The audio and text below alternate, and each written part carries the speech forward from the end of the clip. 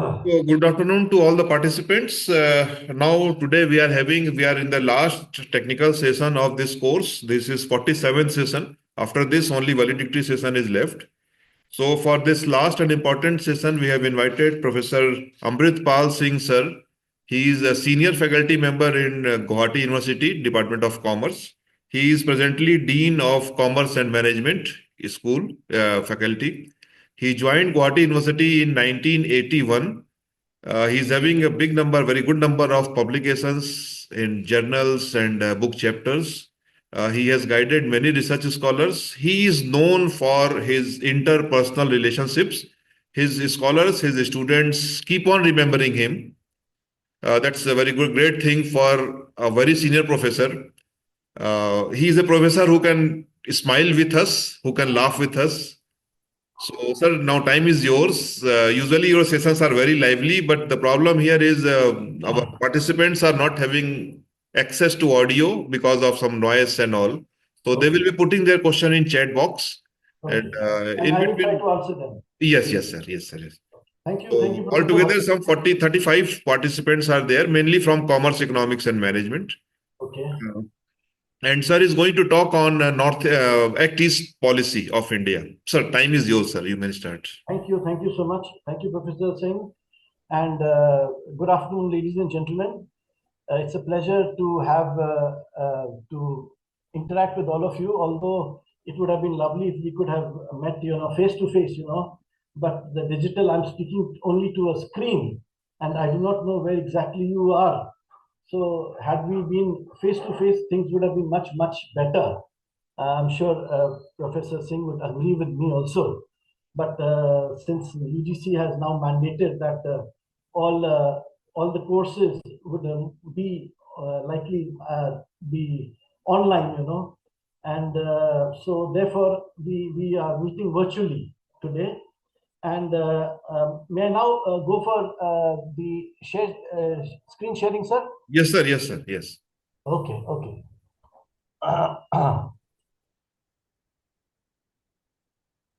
Okay.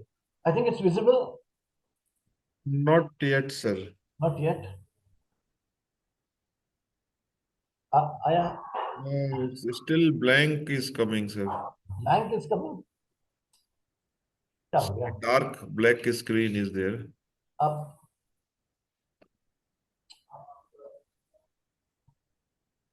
अभी नहीं आया? अभी भी नहीं आया, sir. अरे क्या हो गया इसको? So share once again. Stop sharing and do again, sir. I think that will work. Okay, let me see once again. Let me try once again.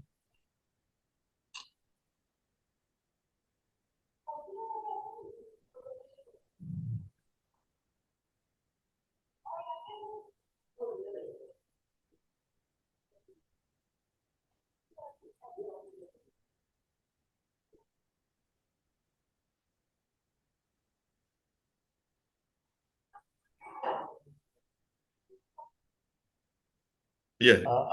अब आया? Yeah. आ गया, sir. आ गया. आ गया ना? अच्छा Yeah. चलिए. Try for full screen once. Let me try for full screen now if I can get it there. आया क्या full screen? नहीं हुआ, sir. वैसे ही रह गया. नहीं हुआ ना? Your screen sharing is paused होता है. इस बार ब्लैंक नहीं है. पिछली बार तो ब्लैंक हो रहा था, सर. हाँ जी. अब की बार आपको फुल स्क्रीन दिख रहा है, सर? हाँ, मेरे को तो फुल स्क्रीन, मेरा यहाँ पर कंप्यूटर की फुल स्क्रीन है.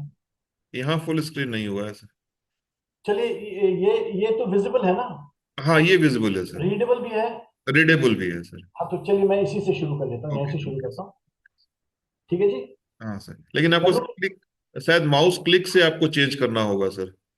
हाँ, वो मैं कर लूंगा. कोई बात नहीं. Okay sir. ओके. हाँ, वो मैं कर लूंगा. No problem. Okay sir. ठीक है जी. Okay. Thank you professor Singh for your kind words and good afternoon to all, ladies and gentlemen.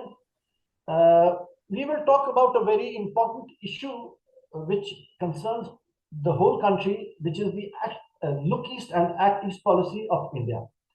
I'm sure all of us have heard about it, and many of us might be knowing about it also. But it's important that we understand what exactly is the Look East and Act East policy of India. So this presentation, we will discuss the strategic shift towards fostering economic, educational, political, and cultural engagements in the region. So, a brief introduction of the policy, and this is a policy is a non-written policy of the government of India, and it was first formulated under the prime ministership of Mr. P.V. Narasimha Rao in the 1990s. Well, it was 1992 to be precise. And technically, it covers the whole of the Asia Pacific region, but in practical terms, it is confined only within Southeast Asian regions. Though now the whole focus is on the east of Asia also. And here, one point which we must all note is that More in Manipur is seen to be the key to India's Look East policy. That means More is the gateway to the Southeast Asia the of this policy. So, for your knowledge, I think all of you know this is the Indian map. All of you know, we are all part of India, so I think all of us know this map since our childhood. When we are in class 1 and 2, we are taught the Indian map. Next, important is the India's northeast. Many of you who are not from the northeast probably do not have a good idea of the northeast. The northeast comprises of 7 states and 1 sister state, that is Sikkim. So the northeast is comprises basically of Assam, Arunachal, Nagaland, Manipur, Mizoram, Tripura, and Meghalaya. So these, and of course, our 8th sister state is Sikkim. So these are the 8 states which comprise the northeastern region. Next, we move on to the state which I just talked about, that is Manipur. So Manipur, if you see, is the easternmost state of India, and this Manipur is actually the, like I mentioned earlier also, is the gateway to the Look East policy of India. In fact, this place where I am pointing, this More is the entry point for Southeast Asia, and this is supposed to be the gateway to Southeast Asia from India. More is about 3 hours, approximately 2.5 to 3 hours from Imphal. A 4-way lane is being constructed. We'll talk about all those things later on, but this is More. Next, we talk about another important state, and that is Mizoram. In fact, Mizoram is now also being included into the Look East policy, in the sense that an alternative route through Mizoram to connect into the Southeast Asian countries is being thought of. So we talk about this also. There is a place called Zaukathar, which also serves as a entry point for the goods from India to Southeast Asian countries, and and then we have Tripura. Tripura is also a state which borders Bangladesh. So, with our ties now with Bangladesh slightly at a bit worrisome stage, but I think this will get better in the coming times. This is only a passing phase, and therefore, what I would suggest is that this Bangladesh would also become a part of the Look East policy very soon. And the government of India is also trying to focus on Bangladesh as one of the countries with which we can expand our trade ties. We now look at the Southeast Asian countries. You see, since we are talking of Southeast Asia as a whole, if you see this, where I'm pointing the pointer, green is India. Next to it is Burma, Thailand, Cambodia, Vietnam, Laos, then Malaysia, Indonesia, Philippines, and then again south is Australia, New Zealand, and other countries. So our basic aim now, as per the Act East policy, is to engage with the Southeast Asian countries, which we had ignored for a long, long time. Well, next we come to the objectives of the Look East, Act East policy. Well, the first and the foremost objective is to counter the growing influence of China in the political and economic fields. Well, it is not only political and economic fields, even in the security field, we have to counter China, because the kind of security threats which come from China, they are a bit, they are not very good, basically. So what we would like is that this policy, the Look East and the Act East policy, has been formulated primarily to counter the growing influence of China. Then the second important objective is to increase economic relations with our Southeast Asian neighbors by building economic, institutional, and defense links in the region. The third important objective is to forge social, economic, and cultural relations with the countries of East Asia. And the fourth important objective is to renew our political contacts and understanding with ASEAN countries.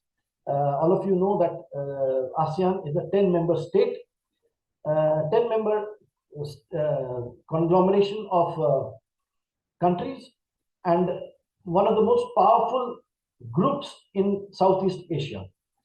And the final objective is, of course, the development of Northeast India, which in fact is the key to the Look East policy of India.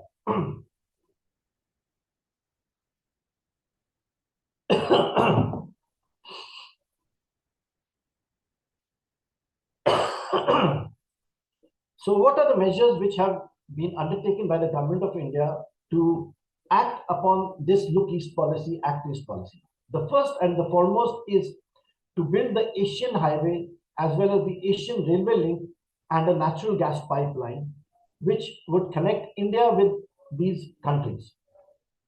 The second and very important point is the Kaladan multimodal transport facility, which aims to establish connectivity between Indian ports and Sitwe port in Myanmar.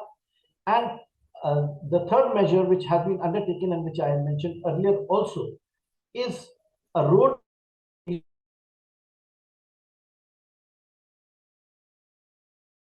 to the Northeast into Southeast Asian countries. Now let's look at these one by one so that we get a clear picture of what exactly what India is doing for furthering the Look East, Act East policy. This is the map of the Asian highway, which starts from Delhi and covers several states, goes from Manipur and then on to Myanmar and then into Thailand. So this is the Asian highway. This one is from Assam. The Asian highway from Assam goes into Nagaland, into Manipur, then into Myanmar, and then on to Thailand, right, ending at Bangkok. In fact, it is envisaged that maybe in the near future it might go right up to Singapore also. So a little bit details and facts about the Asian highway. So the Asian Highway Network, also known as the Great Asian Highway, is a cooperative project among countries in Asia and Europe and the United Nations Economic and Social Commission for Asia and the Pacific, known as ESCAP, to improve the highway system in Asia. Agreements have been signed by 32 countries to allow the highway to cross the continent and also to reach Europe. So one of the aims of the Asian highway is ultimately to reach Europe at a later stage.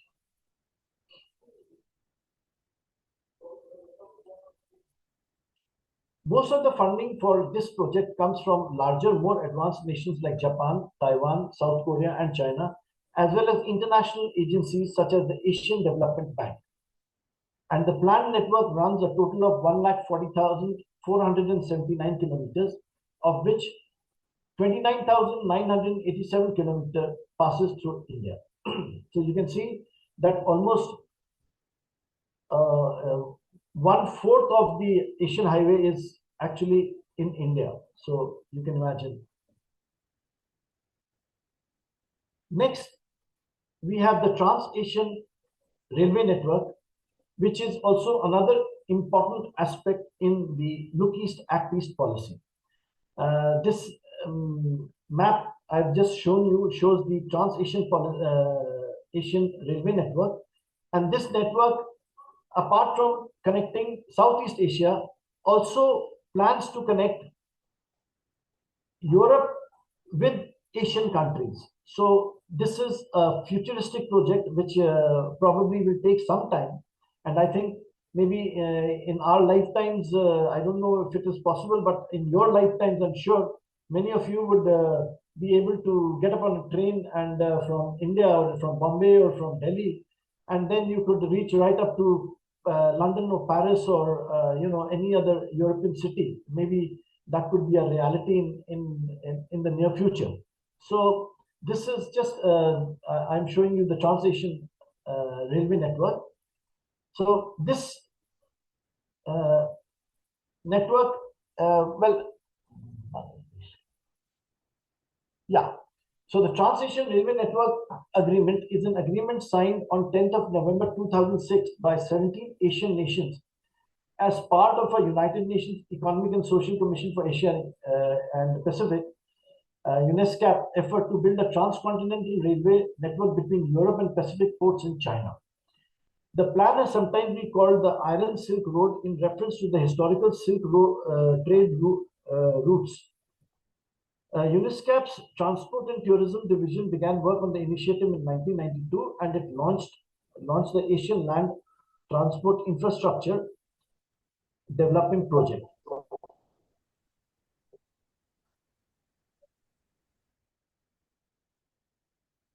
Till date, the Trans-Asian railway routes in operation cover a distance of almost 81,000 kilometers in 26 countries, which is distributed as follows. In Southeast Asia, it has about 12,600 kilometers and covers the countries of Cambodia, Indonesia, Malaysia, Myanmar, Singapore, Thailand, and Vietnam. In Northeast Asia, it has about 32,500 kilometers and covers China, the DPR Korea, Mongolia, Republic of Korea, and the Russian Federation. In Central Asia and the Caucasus, it covers Armenia, Azerbaijan, Georgia, Kazakhstan, Kyrgyzstan, Tajikistan, Turkmenistan, Uzbekistan, and has about 13,200 kilometers. In South Asia, plus Iran and Turkey, it has about 22,600 kilometers and covers the countries of Bangladesh, India, Islamic Republic of Iran, Pakistan, Sri Lanka, and Turkey. And this works to a total of 80,900 kilometers. Here are some more facts about the Trans-Asian Railway Network. The Trans-Asian Railway system will consist of 4 main railway routes. The existing Trans-Siberian Railway, which connects Moscow and Vladivostok, will be used for a portion of the network in Russia. Another corridor to be included will connect China to Korea, Mongolia, Russia, and Kazakhstan. However, please understand the fact that although we may say that we can have a railway network spanning from Asia to Europe, but there are a lot of problems which confront us in bringing the railway network from Asia to Europe.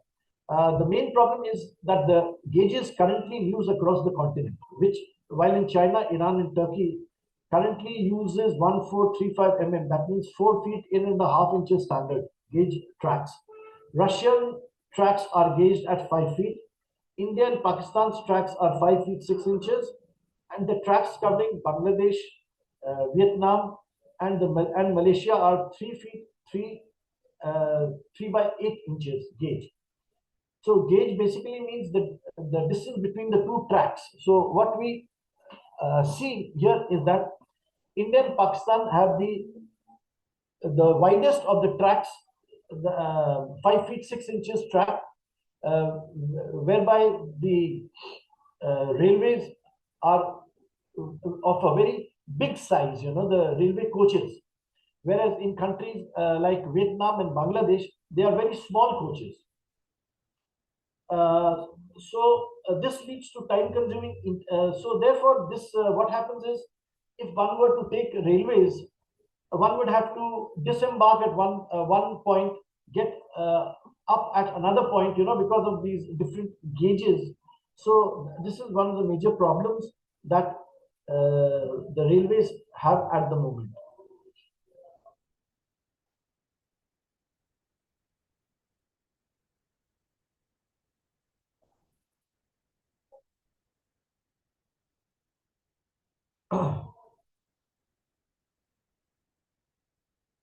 Our next very important point that we have to take into consideration when we talk of the Look East, Act East policy of India, that is the Kaladan multimodal transit project. I think all of you must have heard about it.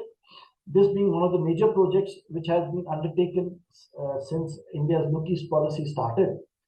And this is a project which starts from Calcutta, connects Sitwe port in Myanmar, and from Sitwe it goes all the way to a place called Kaletwa, that is also in Myanmar, through the river road. From Sitwe to Kaletwa, it follows the river route, and then from Kaletwa it goes into Mizoram,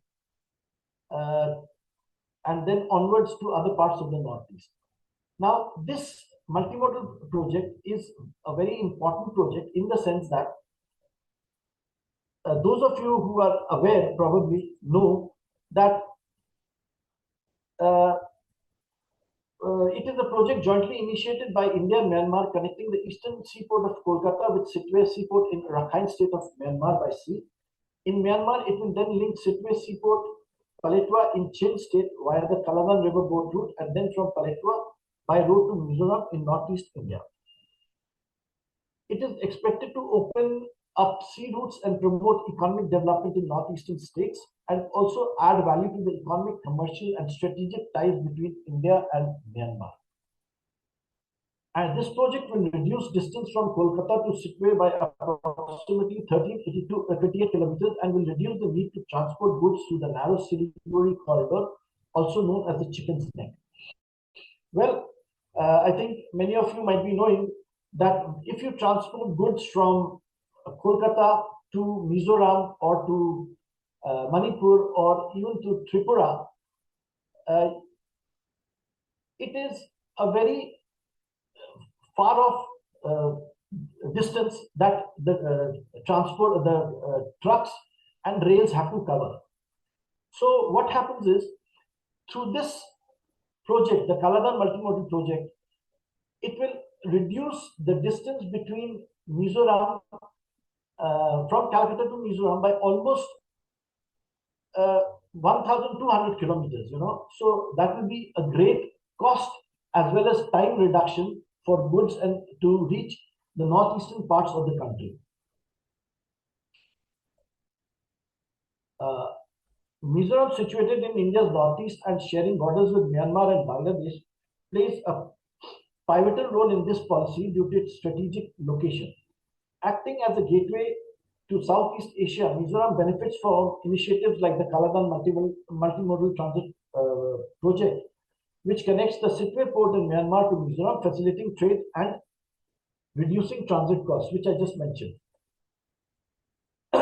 Another very important project, which is a part of the Look East policy of the Government of India, is also called the Mekong Ganga project. The Mekong Ganga project is a sub-regional cooperation organization comprising India and 5 ASEAN countries, namely Cambodia, Laos, Myanmar, Thailand, and Vietnam. The Mekong Ganga project was launched in 2000 at the Laos capital.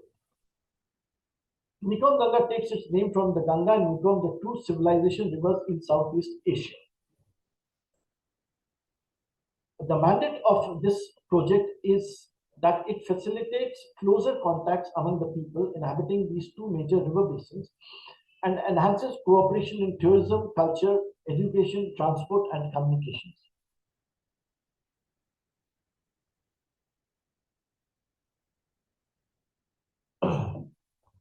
The Mekong-Ganga Cooperation and Kunming Initiative have been undertaken by India to boost cooperation in tourism, culture, transportation, and education with the ASEAN nations.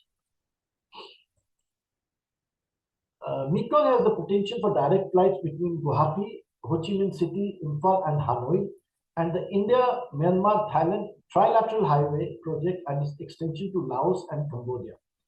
I mentioned earlier also that we are planning highway from Delhi right up to Bangkok, and this highway could then be taken further into or extended further to Laos as well as Cambodia. Well, that was part of the Look East policy of 1992. We now talk of the Act East policy, which is now currently in operation. The Act East policy now was unveiled by our Honorable Prime Minister, Sri Narendra Modi ji, at the ASEAN Summit in November 2019. Sorry, November 2014. It is basically an upgradation of the Look East policy. Excuse me. It is more action-oriented towards ASEAN specifically and towards East Asia in general. And it establishes a special purpose vehicle for project financing, building information highways, and inviting ASEAN countries to participate in India's ongoing economic transformation. Here, the Prime Minister of India has highlighted 4 C's of the Act East policy. Basically, they are they focus on 4 aspects mainly: culture, commerce, connectivity, and capacity building. Well, it is basically culture. It focuses more on culture because Southeast Asian nations and the northeastern part of this country have a lot of commonality in culture. Similarly, it would boost commerce for both the Southeast Asian nations as well as for India and the northeastern region. Connectivity means building more bridges, roads, and people-to-people contact. And capacity building basically implies building human resources for the betterment of our neighbors as well as for ourselves. In the context of growing Chinese assertiveness in the South China Sea and the Indian Ocean, securing freedom of navigation and India's own role in the Indian Ocean is a key feature of the Act East policy. Well, I'm sure all of you know of how assertive China has become in the last decade or so, especially with regard to South China Sea and the Indian Ocean. In fact, I think many of you may be knowing that China has been building artificial islands and claiming land near to those islands, the one that it is building, so that it can capture the resources available in the sea and the oceans. So therefore, to counter the growing Chinese assertiveness, the Act East policy has been undertaken by the government of India.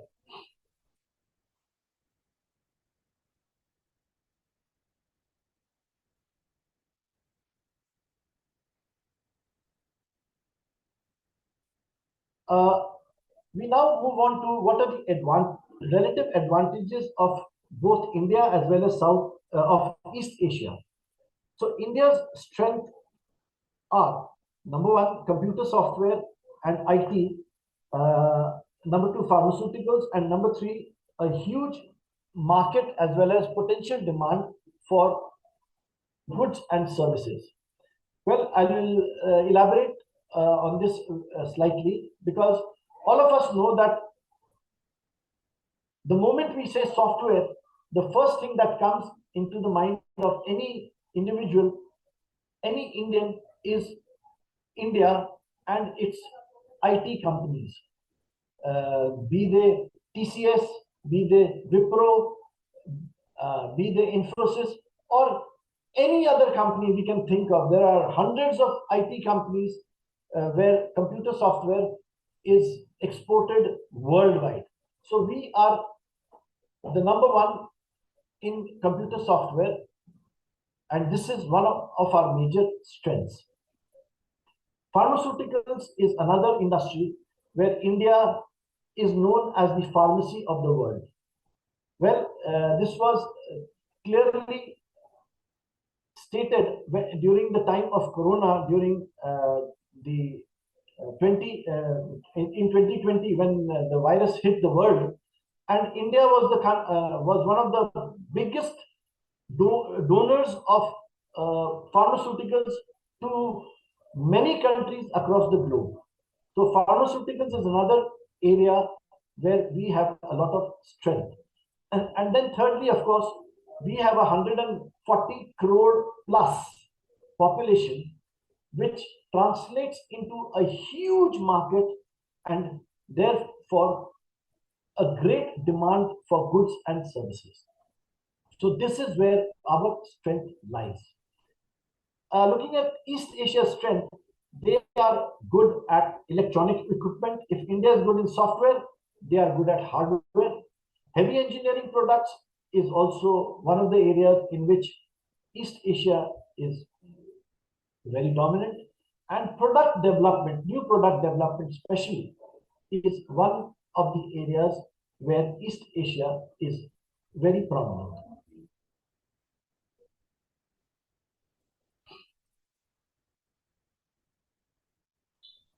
And what are the dimensions of the Act East policy? Well, the first one is ASEAN is at the core of our Act East policy. Indo-ASEAN trade accounts for 10% of all Indian trade. India-ASEAN trade volume, which was 70 billion in 2012, has increased to 96.7 billion as of 2020. And India and ASEAN have signed a free trade agreement in goods and later extended it to include services also. So here I will just give you the map of the countries of ASEAN. So ASEAN consists of 10 countries, like I mentioned earlier also: Myanmar, Thailand, Cambodia, Singapore, Indonesia, Laos, Philippines, Vietnam, Malaysia, and Brunei.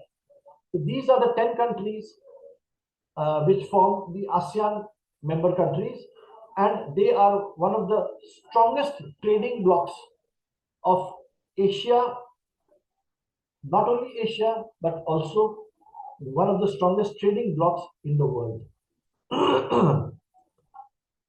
Here I would just like to show you what is the per capita income of ASEAN countries. The average per capita income is $12,911. Here, if we see, except for three countries, Cambodia, Myanmar, and Philippines, and also Laos to some extent, whose per capita income is just about 8,500. All other countries have per capita incomes in excess of $10,000 per person. So we can imagine how rich this whole area is and what contribution they can make to northeastern region as well as to the to India in general. So that is why we must insist the new Act East policy is therefore focusing on these countries so that they would invest in our country, and it would be help a win-win situation for both sides.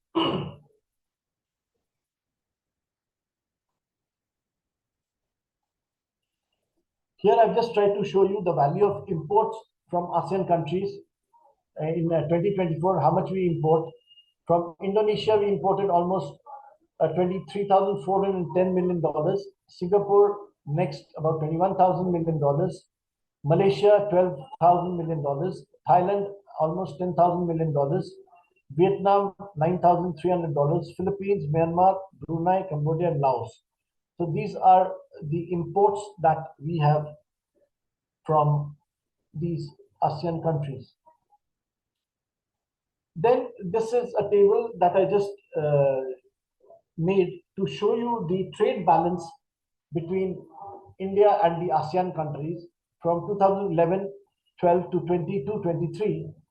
And here you will find that the balance of trade is negative for India in most of the cases. So this is one thing which is quite worrisome for us. This again shows us the trend in ASEAN of trade with ASEAN countries. What we see is imports are rising, whereas exports are just about stagnant. They are not rising at a reasonable rate, whereas imports from these countries are rising dramatically. So this is something which we have to take care about. I've also brought about the major items of exports that India exports to these ASEAN countries. These include meat products, cereals, organic chemicals, pharmaceuticals, precious stones and jewelry, iron and steel, and ships and boats, mineral fuels and oils. So these are some of the exports to ASEAN countries. And what are the imports from these countries? If we see mineral fuels and oils, this is one of the major items of import. Then animal and vegetable fats or oils, this is another major import item. Organic chemicals, plastics, natural or cultured pearls, and then electrical machinery. So these are some of the major items that India imports from ASEAN countries. I've mentioned over here some of the items of export from northeastern states to these Southeast Asian countries, and these include minerals, agricultural and allied products like tea, oranges, bananas, chilies, passion fruit, ginger, pineapples. These are mostly horticultural and agricultural products which are exported from northeastern states to these Southeast Asian countries. Here I would just like to mention Mizoram's strategic importance. I mentioned earlier also that an alternative route is being made from Mizoram because, as I mentioned in our opening remarks, was that although Manipur is the gateway to the Southeast Asian countries, an alternative route is being now tried from Mizoram so that it can also help in connecting India to our Southeast Asian neighbors. So the border state of Mizoram shares the border with Myanmar and Bangladesh, making it a crucial link in the Act East policy.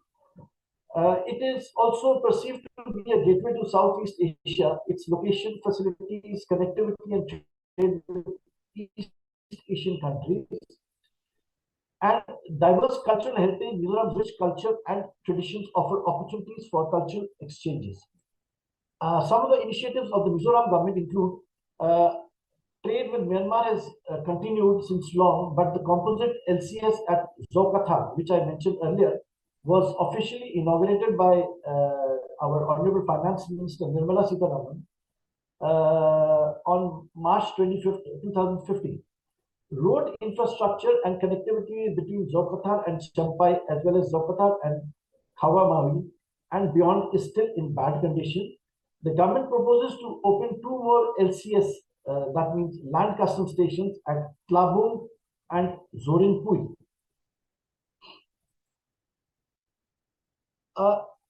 Now we move on to another very important aspect, and that is education.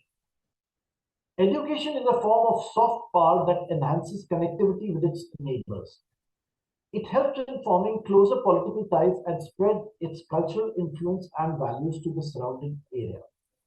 Some of the South Asian leaders who have benefited from education in India include Nepal's former Prime Minister BP Koirala, Myanmar's Aung San Suu Kyi, and Afghanistan's former President Hamid Karzai. Here I've just tried to show you the number of foreign students in India and how they have been increasing, especially after COVID. So there are just about approximately 72,218 students as per the Times of India report on the 4th of December. So from here you can see that India, in spite of having so many education institutions, still cannot attract foreign students to our institutions. This table just shows the number of foreign students.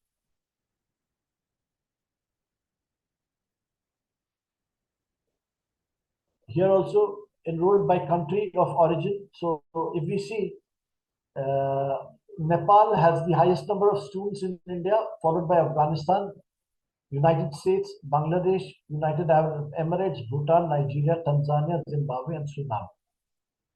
So these are some of the countries from where we have foreign students.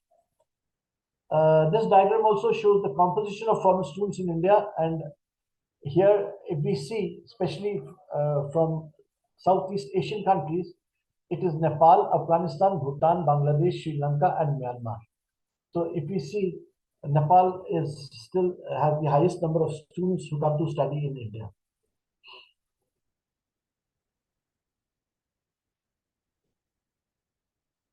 Some important points with regard to education. India has been inviting students from ASEAN each year for the Students Exchange Program.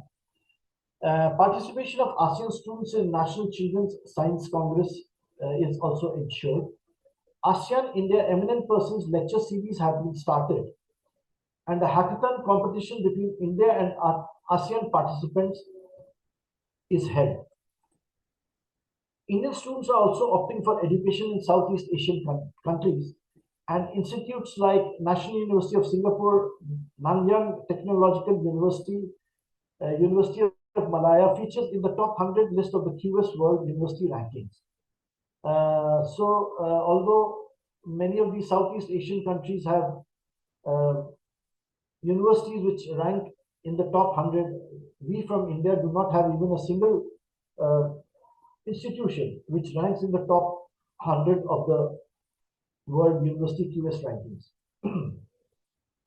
Apart from quality education, other factors like how of low tuition fees, low cost of living, programs in English language, close culture ties, etc., are also attracting Indian students to Southeast Asian nations.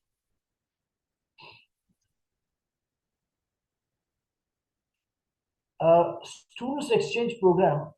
So here I would just like to mention a total of 13 international students are enrolled under Mizoram University in different courses for the year 2024, which consists of 4 undergraduate students, 2 postgraduate students, and 7 PhD scholars. Mizoram University is one of the 5 central universities selected by the Ministry of Education or External Affairs, enrollment of foreign students for open distance learning programs.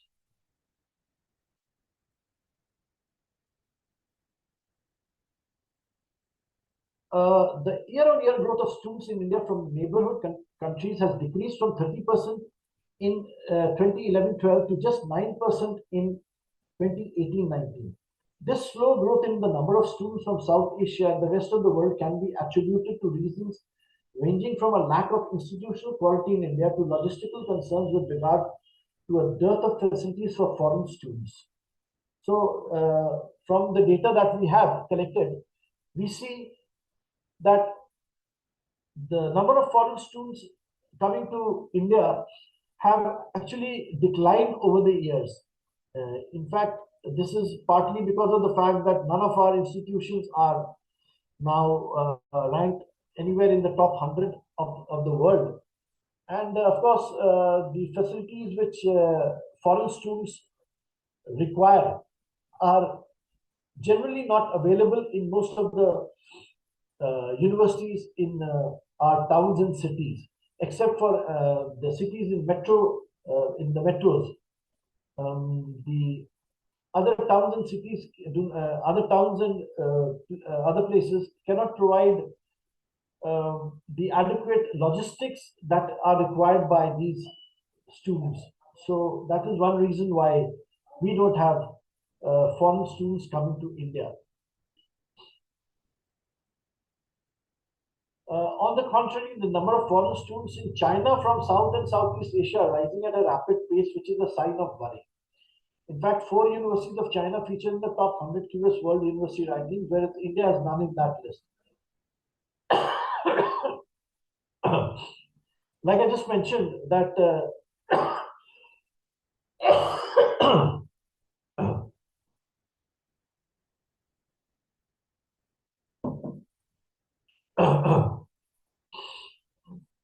uh, I have just mentioned that India Indian students do not figure in the top 10 rank in the top 100 rankings, whereas there are at least 4 Chinese universities, and that is why a lot of foreign students, especially from Southeast Asia, are going to China to study. In fact, many of our students from India also go to Chinese universities, especially for medical education.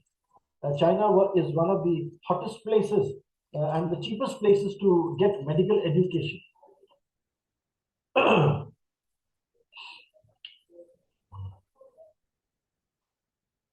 A student trained by the Chinese system of education and assuming a leadership role in their home country can have a detrimental impact on India in the long run, and the very essence of countering Chinese influence through the Act East policy could be lost. So, uh, we at the very beginning we had said that one of the objectives of the Act East policy was to counter the Chinese influence. But if students start studying in Chinese university, obviously they tend to be trained in the Chinese way of thinking. And this can have a very detrimental impact on India in the long run, because we all know how the Chinese can influence people, and this has a lasting impact on them.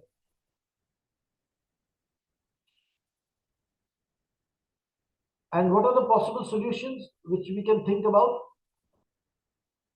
Well, the University Grants Commission should prioritize joint research projects and academic partnerships with universities in neighboring countries, with offering doctoral courses to individuals. In Laos, for example, fewer than 5% of all academic staff have doctoral qualifications. So, what we can do is our University Grants Commission, which is the apex body for education in our country, they can think of certain projects whereby they could involve foreign universities, especially in the neighboring countries, and offer doctoral courses to individuals and their teachers. And for example, in like I just gave you, in Laos, for example, less than 5% of all academic staff have doctoral qualification. So I'm sure their teachers in higher education institutions would definitely like to do a PhD or get doctoral qualification, and India would be a good place for them to do their doctoral work. So we could offer some kind of concessions to them. Fee subsidies for students from ASEAN countries seeking fee subsidies for students from ASEAN countries seeking higher education and preferential treatment for post-study employment visas to stay and work in India. This is another important aspect whereby we could offer fee subsidies to these ASEAN students, as well as after their studies over, we could offer them employment visas to stay and work in India.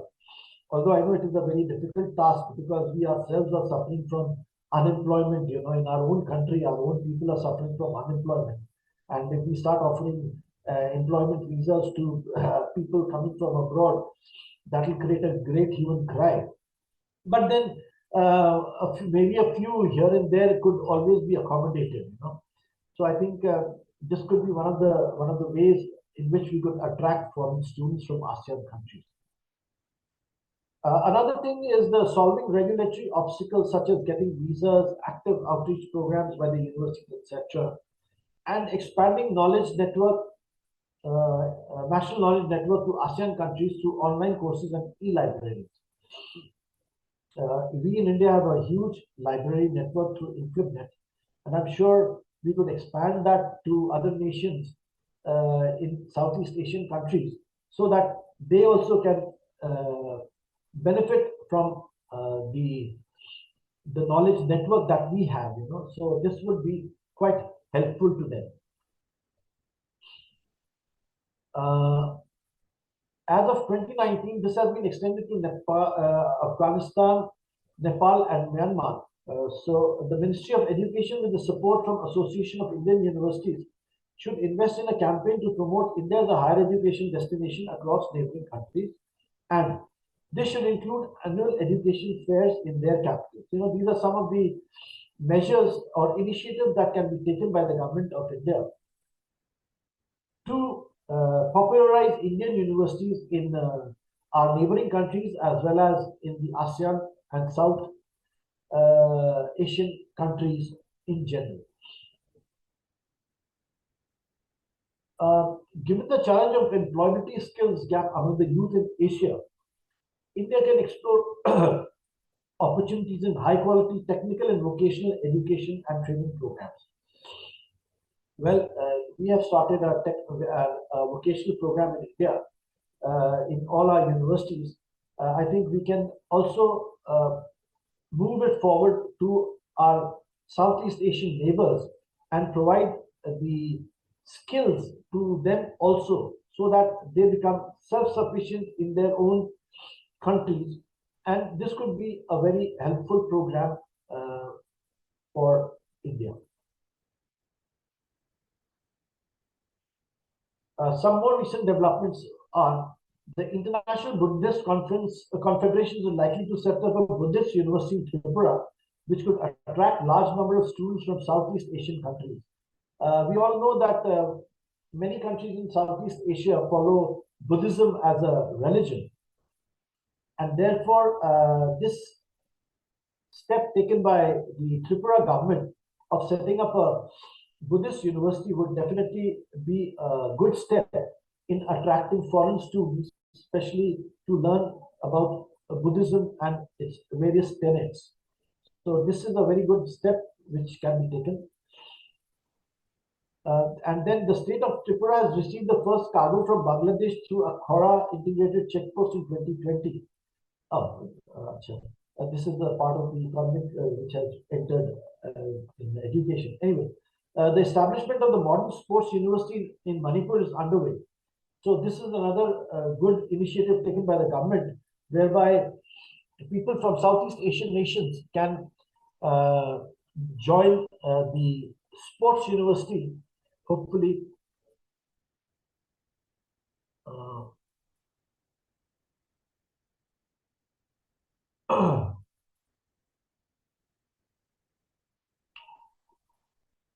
Yeah. Prime Minister Narendra Modi has emphasized on IIT Gauhati playing a major role in the Act East policy by becoming an education hub in his recent speech during the convocation ceremony. So this is an important aspect here. Another important thing that has happened in recent times is the Manipur has been will also benefit from the Myanmar Thailand trilateral highway and upcoming 9,000 crore natural gas pipeline in the region. And the rail link connecting Akhora in Bangladesh to Agartala in Tripura has been inaugurated. Trains can now traverse directly from Kolkata to Tripura via Bangladesh. So these are some of the initiatives taken by the government of India. Some more recent developments is that for a period of 5 years, the government of India has sanctioned projects for inland water transport on national waterways in the northeast region. These are basically the comprehensive project. The development of national waterways and construction of national waterways allows for waterway access between northeast areas with the ports of Kolkata and Haldia via the Indo-Bangladesh protocol route. The primary interventions in this project are the building of Jogigopa terminal, a different route to the Pandu port, a ship repair facility, and tourist jetties at Bishwanath Ghat, Jogigopa, Pandu, and Nimati. Well, as part of our linkages with Bangladesh, these initiatives have been taken by the Government of India so that water route is used as a means of transporting goods. We all know that transportation through waterways is the cheapest mode. Other modes like railways and roadways are very expensive and needs a lot of maintenance. But waterways are something which are just natural. We just have to follow the rivers. And in this context, the Kolkata Haldia route to Jogigopa in Assam is a major step to connect Kolkata with the northeast and onwards. Then there is the comprehensive project for the development of National Waterway 16 and the Indo-Bangladesh Protocol route.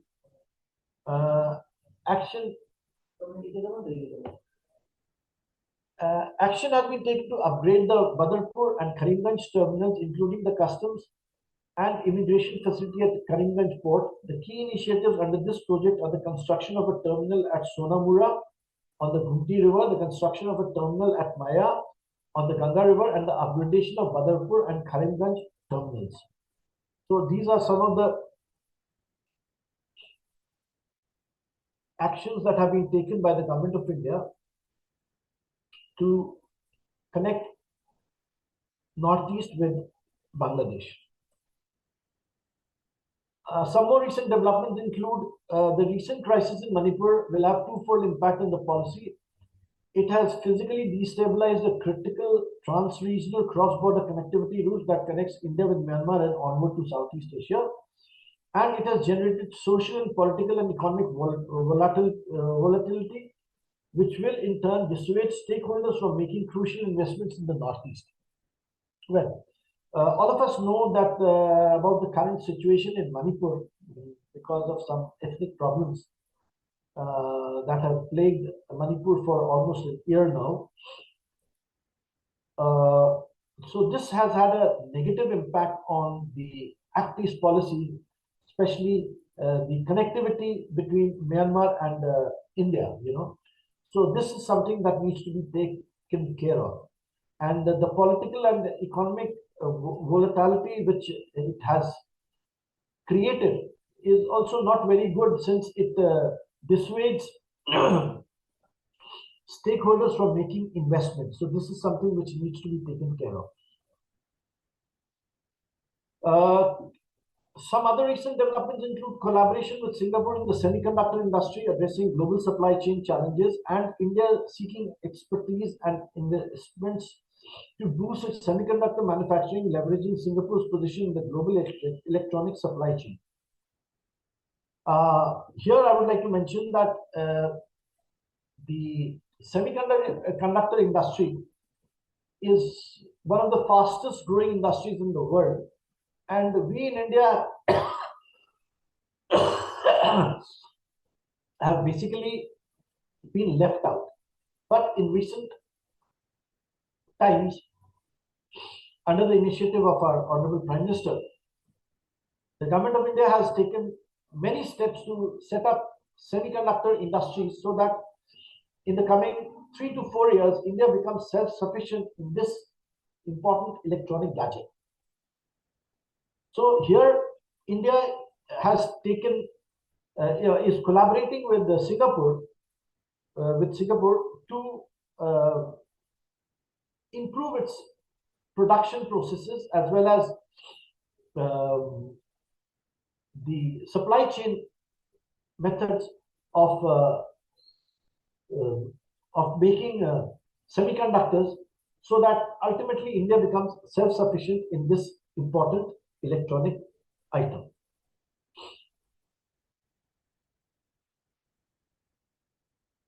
Some more recent developments include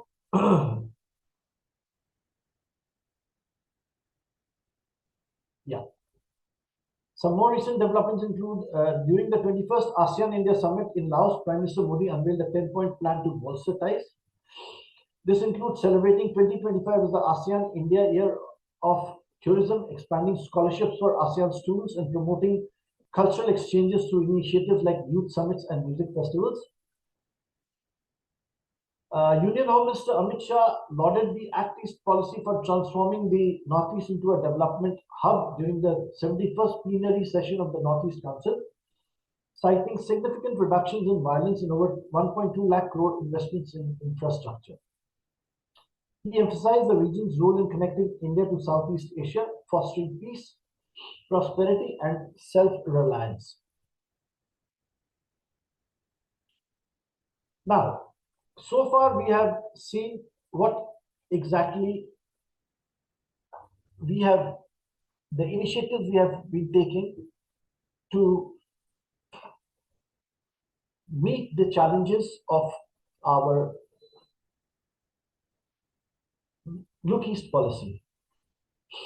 However, there are certain real challenges and problems which we all face. The first one being, of course, the issue of infrastructure. Next one is, of course, lack of local support. And the third one is the crisis of insurgency. The fourth is the state's incapacities. Fifth one is the limited economic integration. And sixth is the inefficient bureaucratic processes. So if you look at these problems, these are the roadblocks for proper implementation of the Act East policy. So unless and until we don't get over these challenges, it would be very difficult on the part of the government of India to actually move ahead with the Act East policy. So what needs to be done? What policy responses need to be taken is, number one, build up the population skill base, which we are now doing. Improve the education system. We have now started the new NEP policy 2020, implemented it. The roads need to be maintained. We are spending lakhs of crores of rupees in improving connectivity, especially road connectivity. Countering and eliminating insurgency, which has been done to a very large extent. Border areas have to be made safe. And the inner line regulation of 1873 and the restricted area permit required for foreigners must be revoked. So these are some of the areas which need to be taken care of. And the anticipated benefits, of course, would be development of infrastructure in the northeastern region, increase in foreign direct investment, FDI, social welfare benefits, and harmonious and peaceful and prosperity in the region. So these are some of the anticipated benefits of the Look East policy in India. More integration with the world economy, increase in defense exports, filling the void caused by the collapse of the Soviet Union, prioritize naval capacity, and help the country in overcoming its isolation from a worldwide phenomenon of joining regionalism. So these are some of the other important benefits which India would derive. Finally, as conclusion, we can say that this policy is an ongoing process, and the actual benefits and losses cannot be identified as of now. The northeastern parts of India will play a crucial role in this Look East and Act East policy, and the main way of trade will be waterways and the railways. Exports to the country will increase, which is, of course, bound to happen. Important sectors like technology transfer, civilian nuclear cooperation, defense and innovation should be given priority, and opening up the economy towards the east will bring economic, political and social benefits to the country. Well, with that, I come to the end of this presentation. Thank you very much for your patient hearing. And in case you have any questions, you can please put in your questions, and then I'll try to answer them.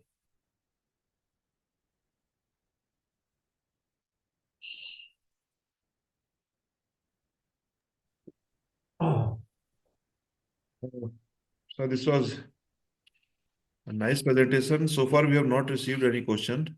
Okay, thank So, you.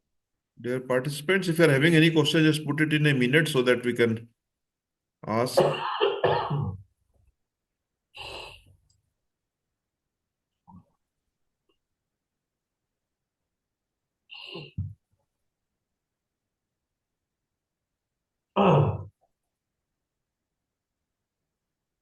So no more questions coming, sir. Okay, then can I take your leave then? Yes, sir. So I would like to say thanks to Professor Amrit Pal, sir. He's a very senior professor, and I wanted to keep him in the first week, rather in the first day of our program. When I called him towards the mid of November, he told me that he had some accident and he has broken his hand, right hand. And he picked my phone in the hospital. He was not able to take that session there. But immediately he told and promised that to keep my name towards the end of the program and I will be certainly there. I told sir, no need to take this pain, but he forced me to take, no need to change your schedule. And today also he's telling he had fever and coughing. We are seeing that how much he is suffering now. But still he continued. So thank you, sir, for your devotion. As you, Thank you so much. Thank you. I'm honored. It was a pleasure. so we'll So call thank you you. for some other programs in future also, sir. Definitely, definitely.